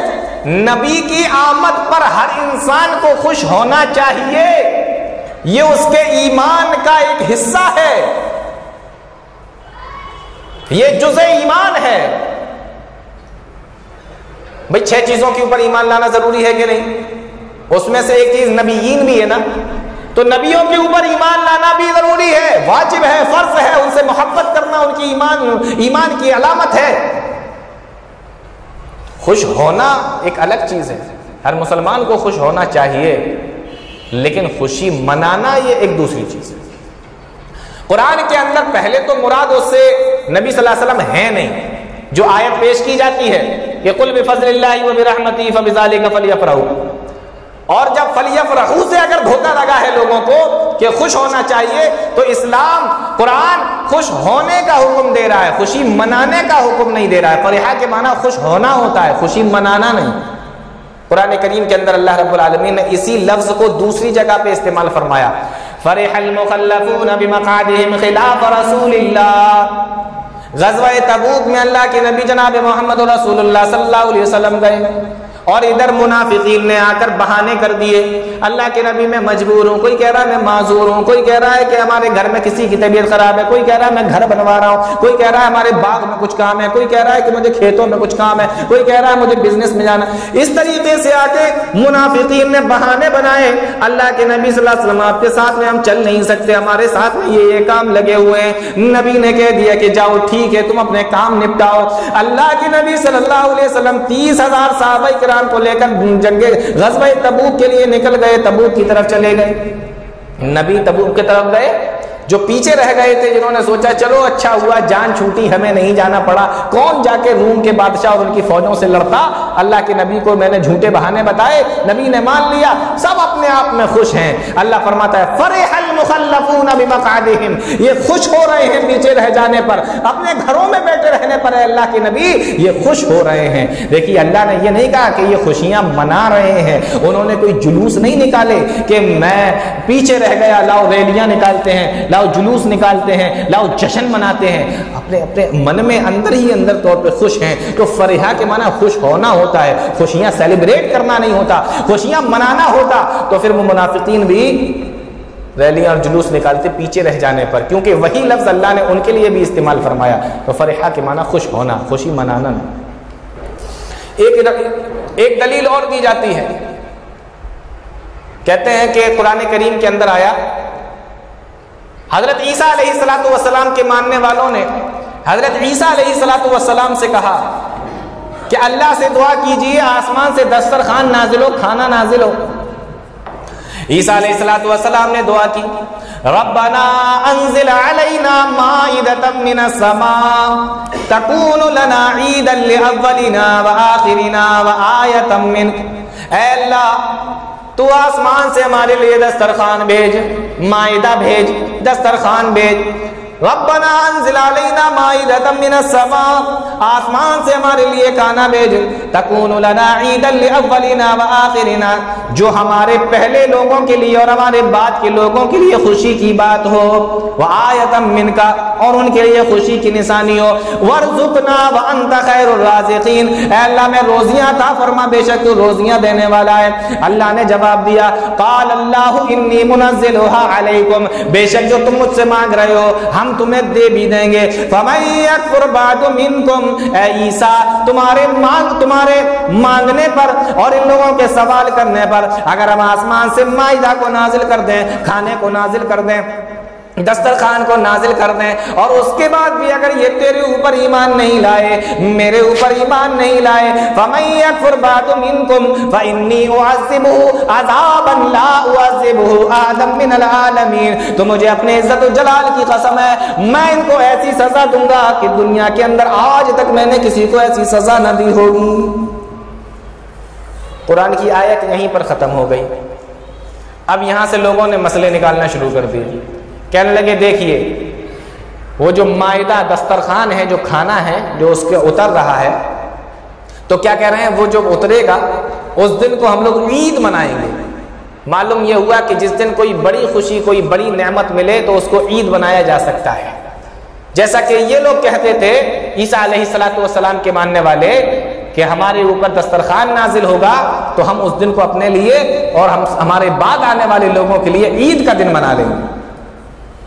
سوال یہ ہے، یہ آیت میں اللہ رب العالمین نے بتایا کہ اگر میں نے نازل کر دیا اور اس کے بعد یہ ایمان نہیں لائے تو ہم ان کو ایسی سزا دیں گے، عذابا لا يعذب احدا من العالمین، کہ ہم نے دنیا میں کسی کو ایسی سزا نہ دی ہوگی۔ قرآن کی آیت یہاں پہ ختم ہو گئی۔ آگے قرآن نے ہمیں یہ نہیں بتایا کہ وہ دسترخوان نازل ہوا کہ نہیں، آیت تو یہیں پہ ختم ہو گئی۔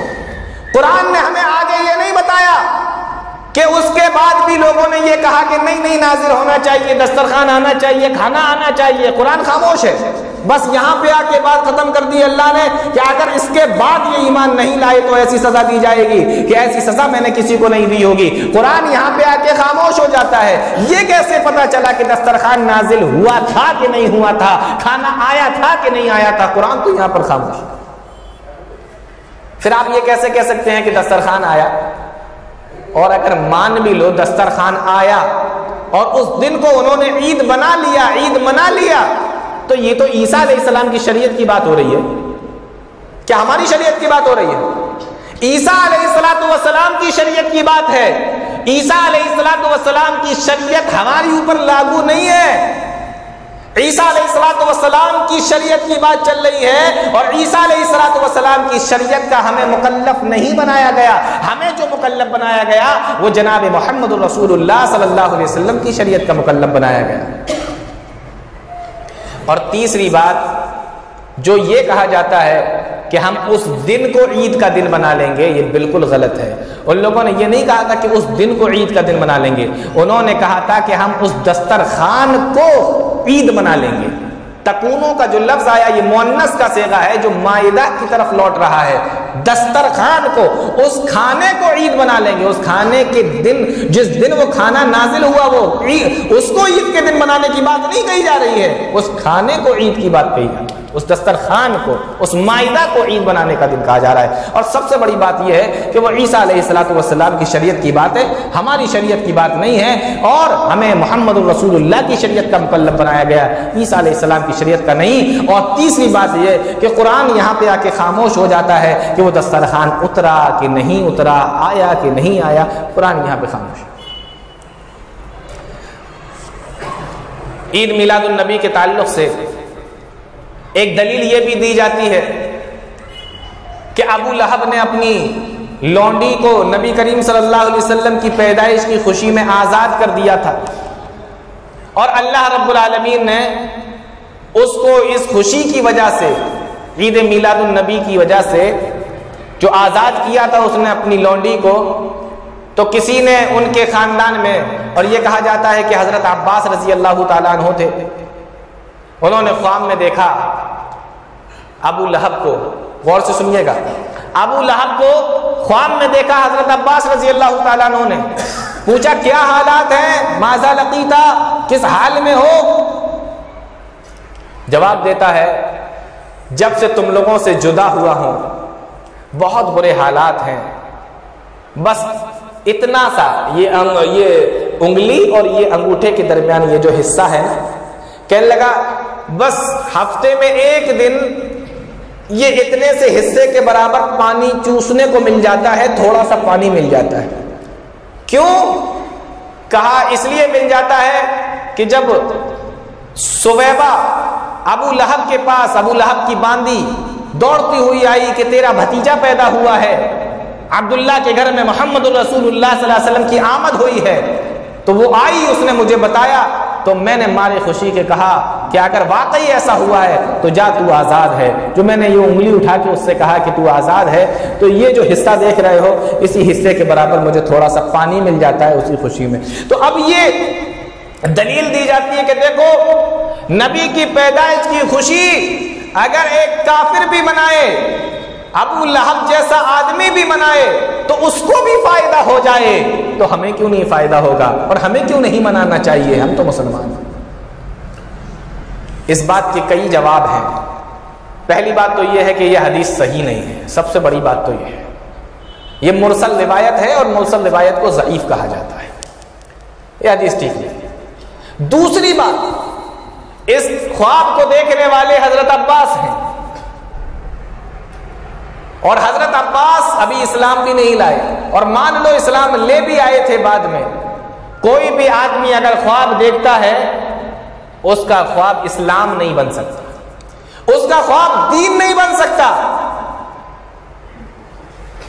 دین اور اسلام صرف نبیوں کا خواب ہوتا ہے، نوٹ کر لیجیے۔ نبی اگر خواب میں دیکھ رہے ہیں تو وہ دین ہے، وہ اسلام ہے، وہ شریعت ہے۔ اس کے علاوہ کوئی خواب دیکھیں، آپ دیکھیں، ہم دیکھیں، دین نہیں بن سکتا۔ ابو بکر دیکھیں دین نہیں بن سکتا، عمر دیکھیں دین نہیں بن سکتا، عمر فاروق، عثمان غنی دیکھیں دین نہیں بن سکتا۔ خواب وہی دین بنے گا جو محمد الرسول اللہ صلی اللہ علیہ وسلم نے دیکھا ہوگا، انبیاء اکرام نے دیکھا ہوگا۔ انبیاء کے خواب وہی ہوتے ہیں۔ ہاں اگر کسی نے خواب دیکھا، اس نے نبی کو آ کے بتایا اور نبی نے کہا کہ تمہارا خواب ٹھیک ہے، سچا ہے، اچھا ہے، تو دین بن سکتا ہے۔ جیسے عبداللہ ابن زید ابن عبد ربہ نے خواب دیکھا، سمجھ میں نہیں آ رہا ہے مسلمانوں کو کہ نماز کے لیے کیسے بلایا جائے۔ کوئی کہہ رہا ہے گھنٹا بجاؤ، کوئی کہہ رہا ہے باجا بجاؤ، کوئی کہہ رہا ہے آگ سلگاؤ۔ نبی نے سب کو منع کر دیا، سمجھ میں نہیں آ رہا ہے کیا کیا جائے۔ سب اپنے اپنے گھر چلے گئے۔ صبح کا وقت ہوا، عبداللہ ابن زید ابن عبد ربہ دوڑے دوڑے اللہ کے نبی صلی اللہ علیہ وسلم کے پاس آئے اور آ کر کہا اللہ کے نبی میرے پاس رات میں خواب میں نے دیکھا، دو لوگ آئے اور آ کر انہوں نے مجھے اس طریقے کے الفاظ سکھائے اور پوری اذان عبداللہ نے اللہ کے نبی جناب محمد رسول اللہ صلی اللہ علیہ وسلم کے سامنے دہرائی، اور نبی کریم صلی اللہ علیہ وسلم کو یہ اذان بڑی پسند آئی۔ آپ نے فرمایا کہ یہ بالکل سچا خواب ہے، اور حضرت بلال سے کہا کہ ان کو یاد کرا دو۔ عبداللہ نے حضرت بلال کو یاد کرا دیا، کیونکہ حضرت بلال حبشی کی آواز بڑی پیاری اور تیز اور بلند تھی، اور حضرت بلال سے کہا کہ چلو کھڑے ہو جاؤ اور تم اذان دو۔ حضرت بلال حبشی نے اذان دی، ادھر سے حضرت عمر فاروق دوڑے دوڑے آئے اور آ کر کہا اللہ کی قسم جس نے آپ کو دنیا کے اندر نبی بنا کر بھیجا ہے، بالکل یہی خواب میں نے بھی دیکھا ہے۔ اللہ کے نبی صلی اللہ علیہ وسلم خوش ہو گئے، اور اس وقت سے یہ اذان دینا، دیکھو دیکھا صحابہ نے تھا، لیکن دین کب بنا؟ جب محمد الرسول اللہ صلی اللہ علیہ وسلم کی مہر اس کے اوپر لگ گئی۔ تو کسی کا خواب دین نہیں ہوتا، وحی نہیں ہوتا، شریعت نہیں ہوتا، اسلام نہیں ہوتا، جب تک کہ جناب محمد رسول اللہ صلی اللہ علیہ وسلم کی مہر اس کے اوپر نہ لگ جائے۔ تو انبیاء جو خواب دیکھتے ہیں وہ وحی ہوتا ہے۔ عام آدمی اگر خواب دیکھتا ہے وحی نہیں ہوتا، ہاں نبی کی مہر لگ جائے تو ہو سکتا ہے، لیکن اس خواب کے اوپر نبی کی مہر نہیں ہے، نبی نے کوئی تصدیق نہیں کی، تو پتہ یہ چلا کہ یہ صرف ان کا خواب تھا۔ پہلی بات حدیث صحیح نہیں، دوسری بات یہ ہے کہ ان کا خواب تھا، شریعت نہیں بن سکتی۔ تیسری بات اس حدیث کے اس واقعے سے یہ معلوم ہوئی کہ کافر کا کوئی عمل اگر بغیر اسلام لائے مر جائے وہ قابل قبول نہیں ہے۔ یہ نوٹ کر لو، اگر کوئی بھی مشرک، کوئی بھی کافر مشرک بغیر اسلام لائے ختم ہو جائے، اس کا کوئی عمل قابل قبول اللہ کیا نہیں ہے۔ اللہ نے کیا فرمایا؟ وَمَن يَبْتَغِ غَيْرَ الْإِسْلَامِ دِينًا فَلَن يُقْبَلَ مِنْهُ، اگر دین اسلام کے علاوہ کوئی دوسرا مذہب لے کر، دوسرا دین لے کر، دوسرا ایمان لے کر، دوسرا اسلام لے کر میرے پاس میں آؤ گے، فَلَن يُقْبَلَ مِنْهُ، ہرگز ہم اس کو قبول نہیں کریں گے۔ تو ابو لہب اسلام میں تو مرا نہیں تھا، تو وہ کتنا بھی نیک عمل کر کے جائے۔ حضرت عائشہ صدیقہ رضی اللہ تعالی عنہا نے ایک مرتبہ اللہ کے نبی صلی اللہ علیہ وسلم سے پوچھا عبداللہ ابن جدعان کے بارے میں۔ یہ ایک مشرک آدمی تھا اور ہر سال حج کے موقع پر 1000 اونٹ ذبح کرتا تھا۔ کتنے؟ 1000 اونٹ ذبح کرتا تھا اور 1000 کپڑے غریبوں میں تقسیم کرتا تھا حج کے موقع پر۔ اللہ کے نبی صلی اللہ علیہ وسلم سے پوچھا اے اللہ کے نبی کیا اس کا یہ عمل قبول ہوگا؟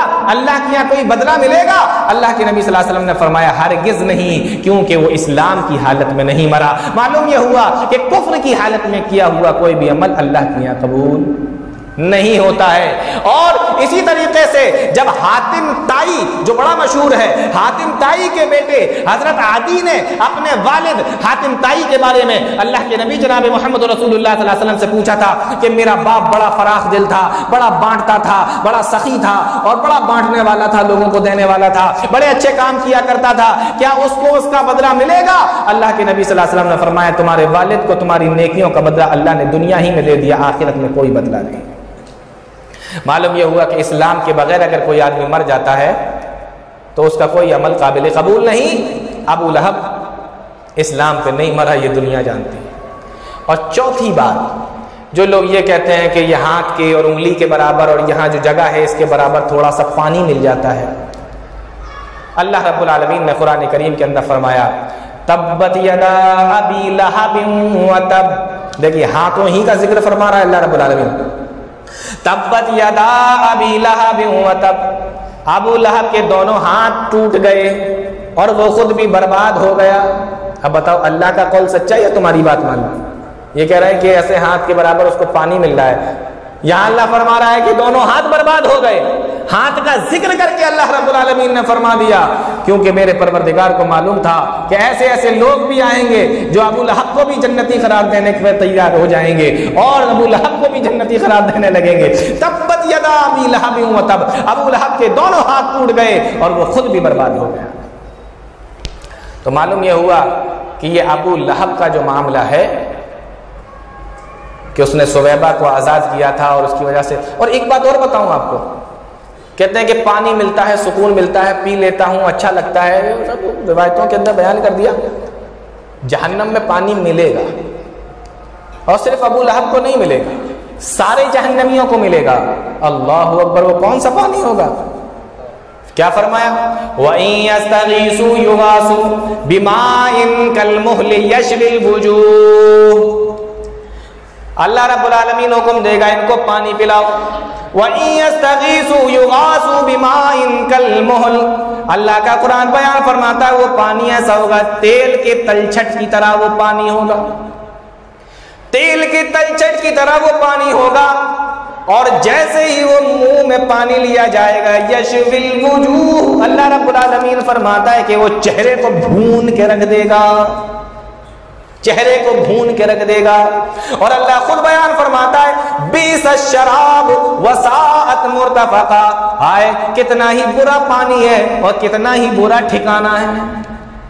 ہمارا ایمان ہے ابو لہب کو اگر پانی مل بھی رہا ہوگا تو یہ والا مل رہا ہوگا جو اللہ نے قرآن کے اندر بیان فرمایا۔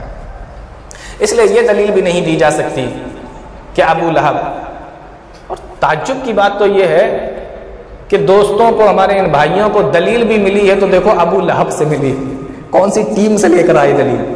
ابو لہب کی ٹیم سے لے کر آئے، جو جس ٹیم کا ہے وہیں پر دلیلیں ڈھونڈ رہا ہے۔ قرآن کریم کے اندر ایک چیز اور بیان کی جاتی ہے، کہتے ہیں دیکھو اللہ کے نبی صلی اللہ علیہ وسلم نے اپنی بعثت کے بعد، نبی ہونے کے بعد اپنا عقیقہ کیا تھا۔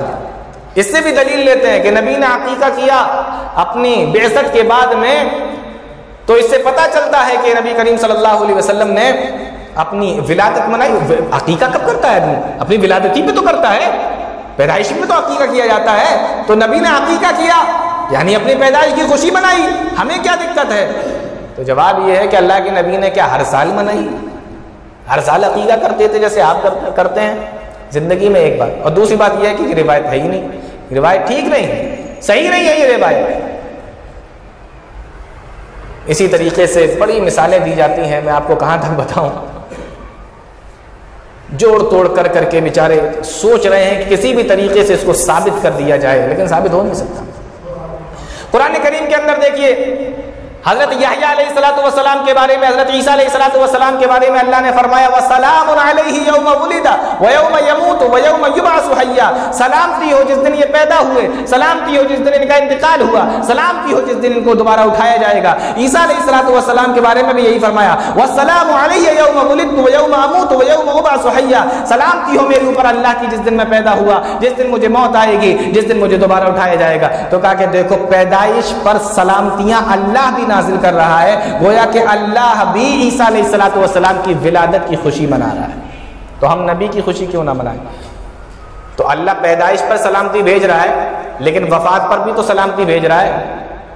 اللہ تو قیامت کے دن اٹھانے پر بھی سلامتی بھیج رہا ہے، تو کیا آپ قیامت کے دن بھی ریلیاں نکالیں گے؟ تو کیا آپ عیسیٰ علیہ السلام کی ولادت پر، اور ولادت تو ہو چکی عیسیٰ علیہ السلام کی وفات پر بھی ریلیاں نکالیں گے، جلوس نکالیں گے؟ جتنے بھی دلائل دیے جاتے ہیں، جتنی بھی باتیں بتائی جاتی ہیں، ان کا توڑ خود قرآن کریم کے اندر موجود ہوتا ہے، حدیثوں کے اندر موجود ہوتا ہے، واہی تواہی روایتیں کہاں کہاں سے اٹھا کر لاتے ہیں اور اس کو بنانے کی کوشش کی جاتی ہے۔ سیدھے سیدھے کیوں نہیں کہتے کہ یہ 625 ہجری میں شروع ہوا ہے، اس کو سنت کیسے کہا جا سکتا ہے، اس کو دین کیسے کہا جا سکتا ہے، اس کو اسلام کیسے کہا جا سکتا ہے؟ اور میرے نبی جن کے نام کا کہ تم ریلیاں نکالتے ہو، جلوس نکالتے ہو، ڈی جے بجاتے ہو اور باقاعدہ اس میں میوزک چلتا ہے، سنگیت چلتا ہے، اللہ کے نبی جناب محمد رسول اللہ صلی اللہ علیہ وسلم کو اتنی نفرت تھی کہ آپ اپنے کانوں میں انگلیاں ڈال لیا کرتے تھے بانسری کی آواز سن کر۔ اللہ اکبر! جو نبی بانسری کی آواز سن کر اپنے کانوں میں انگلیاں ڈال لے، آج تم ڈی جے بجا بجا کر، ڈی جے تو چھوڑیے ڈانس بھی کرتے ہیں لوگ، ڈانس بھی کرتے ہوئے دیکھا گیا ہے، اور میں نے خود اپنی آنکھوں سے دیکھا لوگوں کو ڈانس کرتے ہوئے۔ ڈی جے بج رہے ہیں، ڈانس ہو رہا ہے، میوزک چل رہا ہے، کیا ہو رہا ہے؟ نبی کریم جناب محمد رسول اللہ صلی اللہ علیہ وسلم کی پیدائش کی خوشی منائی جا رہی ہے۔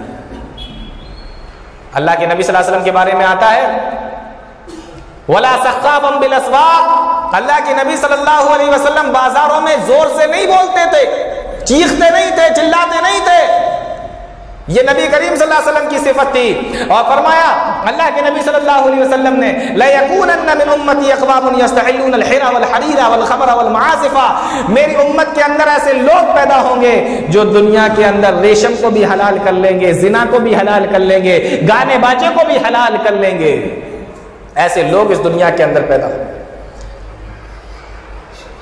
اور میں آپ کو ایک بات اور بتا دیتا ہوں، عید کے دن روزہ رکھنا حرام ہے، بقرہ عید کے دن روزہ رکھنا حرام ہے۔ عید کے دن روزہ رکھنا، آپ سوچیں عید کے دن ہم روزہ رکھ لیں آپ کو ثواب ملے گا؟ گناہ پڑے گا۔ عید کے دن روزہ رکھنا منع ہے، بقرہ عید کے دن روزہ رکھنا حرام ہے، اگر کوئی رکھتا ہے تو گناہ پڑے گا، ثواب نہیں ملے گا۔ اگر عید میلاد النبی عید ہے تو پھر اس دن جناب محمد رسول اللہ صلی اللہ علیہ وسلم نے روزہ کیوں رکھا؟ مسلم شریف کی روایت ہے اللہ کے نبی صلی اللہ علیہ وسلم روزہ رکھا کرتے تھے اور کہتے تھے ذاک یوم ولدت، تو میں اس لیے روزہ رکھتا ہوں کیونکہ اس دن میں پیدا ہوا، میری ولادت ہوئی۔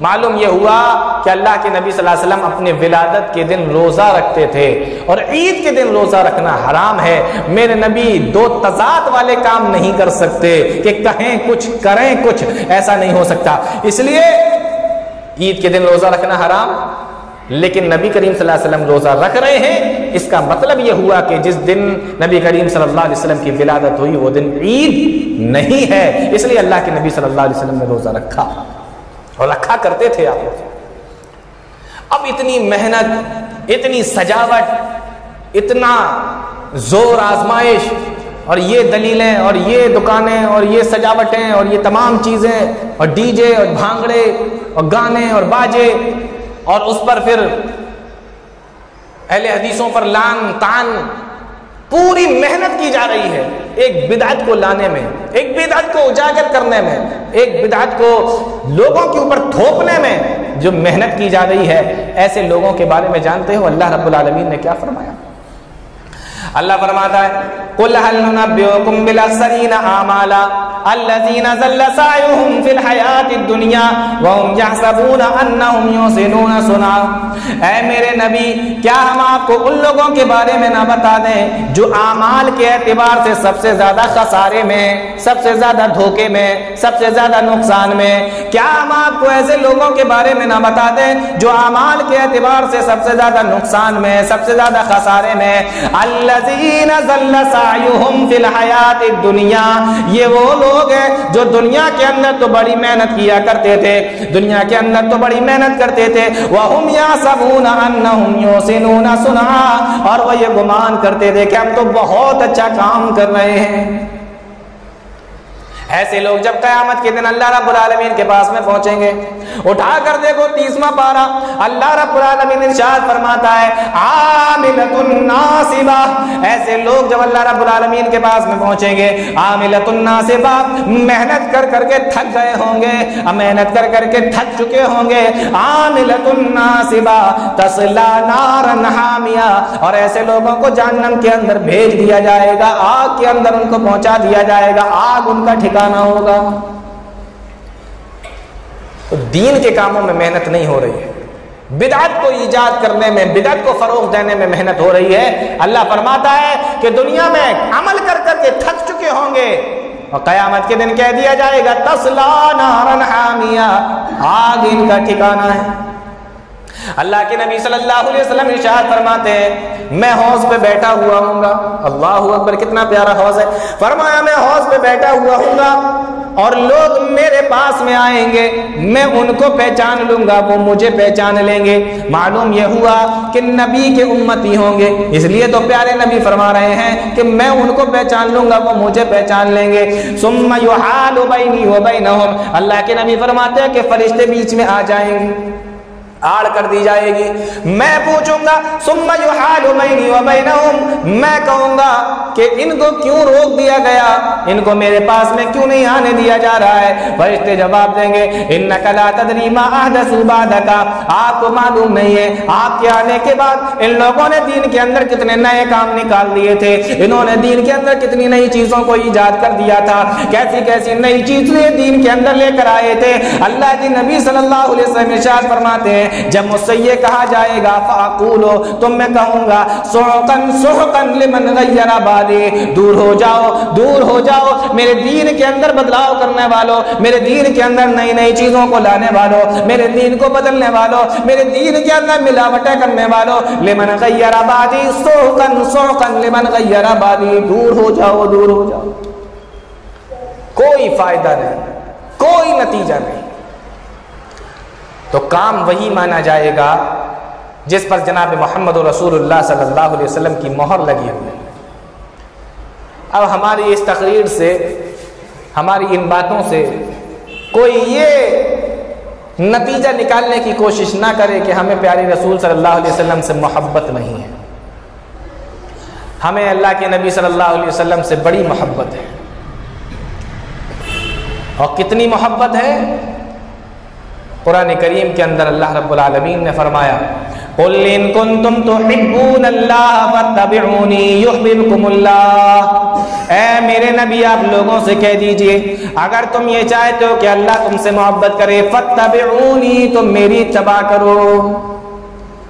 اللہ کے نبی جناب محمد رسول اللہ صلی اللہ علیہ وسلم حدیث کے اندر ارشاد فرماتے ہیں لا یؤمن احدکم حتی اکون احب الیہ من والدہ وولدہ والناس اجمعین، تم میں سے کوئی ایمان والا ہو نہیں سکتا، تم میں سے کوئی مومن ہو نہیں سکتا جب تک کہ وہ مجھے اپنے اولاد سے زیادہ، اپنے بیوی بچوں سے زیادہ، اپنے گھر والوں سے زیادہ، اپنے خاندان والوں سے زیادہ، اپنے باپ دادا سے زیادہ، تمام لوگوں سے زیادہ وہ مجھ سے محبت کرنے والا نہ ہو، اس وقت تک وہ ایمان والا نہیں ہو سکتا۔